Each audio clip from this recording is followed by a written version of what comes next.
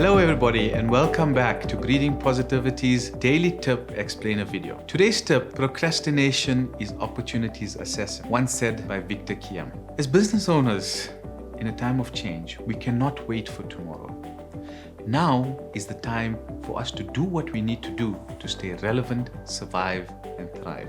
I was once sent a really motivational speech made by Denzel Washington, and in it he quotes another famous motivational speaker, Les Brown, who said, "Imagine you're on your deathbed and standing around your bed are the ghosts representing your unfulfilled potential. The ghosts of the ideas you never acted on. The ghosts of the talents you never use. And they're standing around your bed, angry, disappointed, upset. And they're saying to you, we came to you because you could have brought us to life. And now we go to the grave together."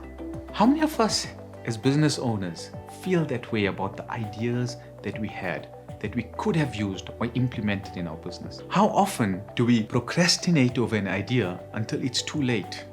That the fear of it becoming too difficult or the fear of failure sets in, or the most common business owner response, I just don't have the time. And we just don't end up doing it.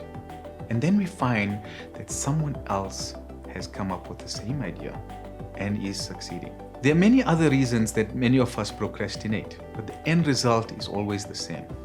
We end up at the last moment not doing it, or not doing it to the best of our ability, and this more than often is where most of our stress comes from, and that is not managing our time effectively. As business owners, our time is our most precious and valuable resource. Every person in the world, no matter who they are or how successful they are, they have the same time as each and every one of us. And it's how we make use of our time that actually matters. Procrastination can be one of the biggest causes of stress, burnout, fatigue, and inhibition of productivity. When we start procrastinating, we start forcing ourselves to do it. And this ends up taking much longer, or worse yet, costing us more in resources.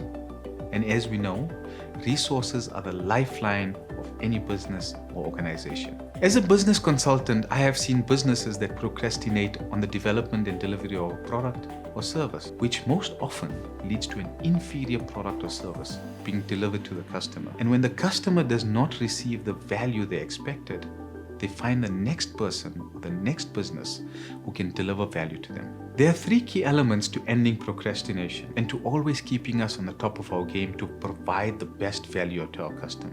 The first is to actually find out the reason why we procrastinate. Could it be that we are afraid that we won't be able to deliver, or we won't be able to do it efficiently, or that we might not be as good as the next person? Or is it because we find that we have a dislike for the tasks that need to be done? Once we have identified the reason, the second thing we need to do is to completely understand this reason so that we can break away from it, and it's fear. So if it's fear, we need to understand what the fear is and ask ourselves, is this real or not? If we find that it's because maybe we don't like the task, then maybe we should delegate or outsource it. The third way of getting rid of procrastination is to keep motivated by the vision of what we want to achieve in our business and to write these goals down. Writing is a key strength of many successful business owners, as it helps us to focus and redefine our thoughts as well as to communicate them effectively. December 2018, I'll never forget. I remember walking into the store at around 9 a.m. and waiting for the owners to find some time to meet with me. The store was chaos, a good chaos for retail. Customers queuing up continuously waiting to be served. And it was not until 1 p.m. when the store closed for lunch were the owners able to leave the counter and have a quick 45 meeting with me. When we sat down, one of the first things that came up was, "Iqbal, we are tired. Day in and day out, we sit behind the counter and serve customers." And I sat there thinking, well, isn't that a good thing? There are many businesses who don't have a single customer walking in for some time.